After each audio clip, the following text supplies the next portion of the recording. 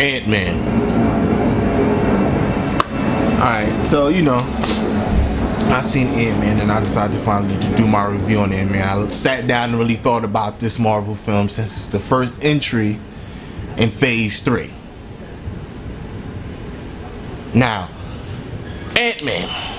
This incarnation of Ant-Man is about Scott Lang and Hank Pym. They both exist in this universe. Now, Hank Pym, he used to be a SHIELD's agent back in the day, right?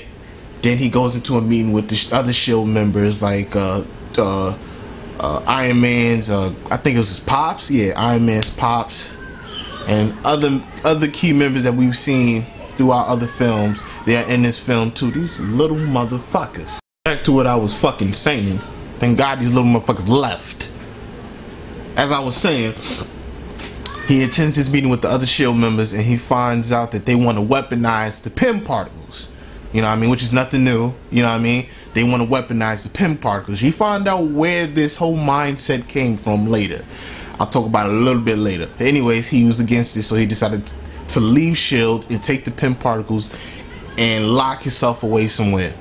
So that's what he did. He locked himself away somewhere, and he started up his own, facility, Pym Incorporated, and he hired this his mentor. Well, not mentor. I'm sorry. He hired his he took in what do you call these little motherfuckers? Is it predecessor? A little motherfucker under his wing and taught him about, things. God, I suck at reviews, man. He took this little motherfucker under his wing and taught him things because he's seen something in him. He's seen him. He said in the film, he says he's seen him. Hank Pym seen himself in this guy. So he had this guy under his wing, and he grew with him, and then he allowed him to have key control over his corporation. Hank Pym retired, still has the Pym particle in his back pocket.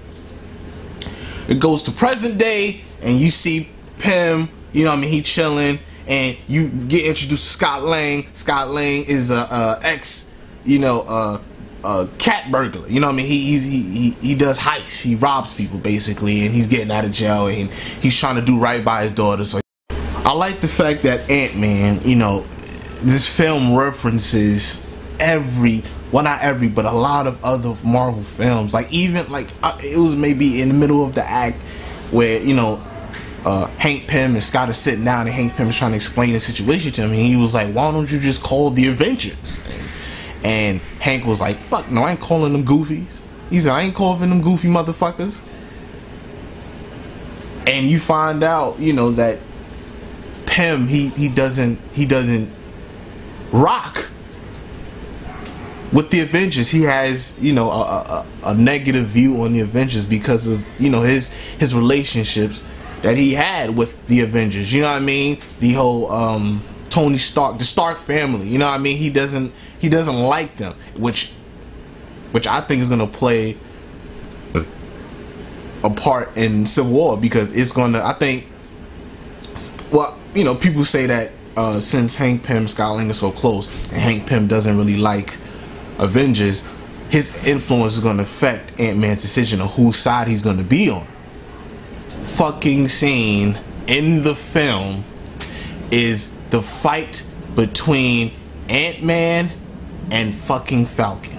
Oh my god, that scene was just great. That's exactly what the fuck I was looking for. You know what I mean? It was perfect. Basically what happens in the film is Ant-Man goes on his first mission. Scott Lang goes on his first mission as Ant-Man, and he has to infiltrate this old abandoned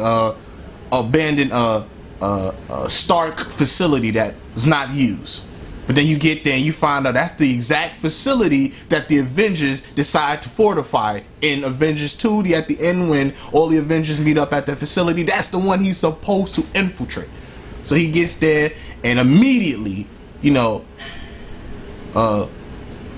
things, alarms and shit started going off, silent alarms going off, and Falcon just flies in.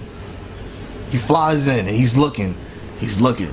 he's looking for who's here. He couldn't find him, and he was like, someone's here, but I cannot detect him. And then Ant-Man is small, so he's like, yeah, he can't see me. Scott was like, yeah, he can't see me. He can't see me. And he looks out.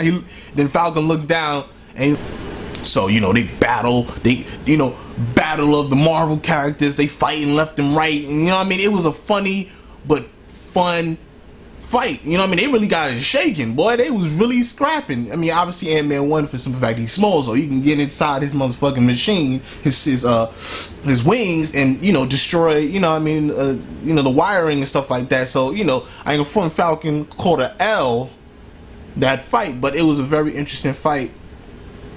And that's what I'm talking about. That's what I love about this film, man, is that it doesn't take itself too seriously. They understand what Ant-Man is, like they understand that it's hard to make him a serious character when he turns into this, it's hard to be serious about that. Don't get me wrong, there are serious moments, throughout the film that like you'd be like, damn, bro, like that's sad. Like one example is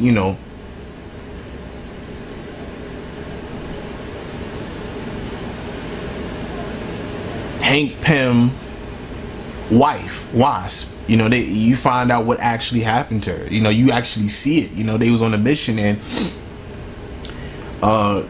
they basically what happened is Hank Pym was supposed to disarm this nuclear missile, and he's trying to disarm it, but he can't penetrate the metal. The only way to kind of get in is to go I forgot what it's called. Basically you go smaller than you're supposed to. You go even smaller, like molecular size, like this, just to fit in through the metal and stuff like that, so you can destroy the thing. But the problem with that is if you go that small, you go into this quantum realm. That's what this shit is called, the quantum realm. And basically you kind of go into this alternate universe where you go into this mental limbo, and you can't get out, supposedly. But Wasp flies in, she attaches herself, and then they trying to work together. But then Wasp realizes what she's supposed to do. Then she goes into the molecular size and goes within the metal, destroys the machine. Destroys the bomb, and she disappears.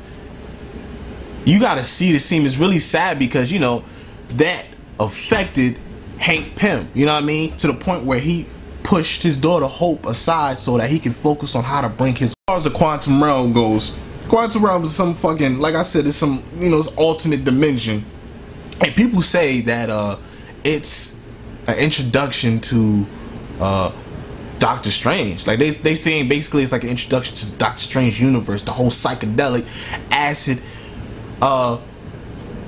smooth booty shit. Like it's supposed to be that. It's supposed to be an introduction to his universe and how it would look if you were in a Doctor Strange. And they even said that there's a figure like lurking around while Scott Lang is falling into the quantum realm. You can actually see a figure, and I'm like, word? I'm like, said this is one of my favorite Marvel films. Yes, I'm going to say this is one of my favorite Marvel films because of the direction that they went in. Like I said before, they knew that this is Ant-Man. They didn't take themselves too seriously. The acting was great. The action was fun. The CGI, the fact when he turns from big to small, was great. I loved it. I love this film. I just, like a lot of people might say that they don't like Ant-Man, the film. Me, I enjoyed it. Like I said, it was a heist comedy. Everyone was funny. And since it was the first film of Phase 3, I enjoyed it, man. And I like the references. I said I like the references. I like when they mention other Marvel characters, and I hope that they continue to have that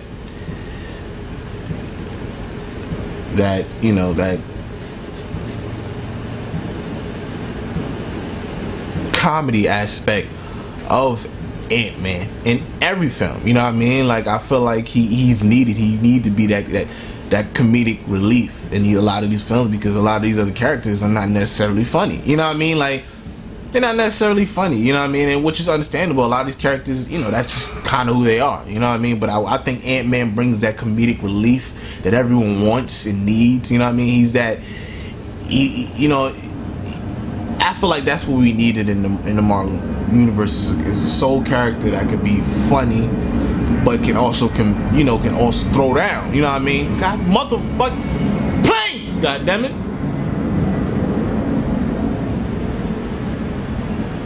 You know what, I'm out. I'm fucking out. I'ma holla at y'all. This is my bullshit review. I don't know what to say. I just told you the things I thought about, okay? I'm not great like these other guys. I just want to make videos. Shut the goddamn kids up, bitch. I'm sorry. I don't want to take it out on you guys. Just shut, bitch. I'm gone. I'll let you go.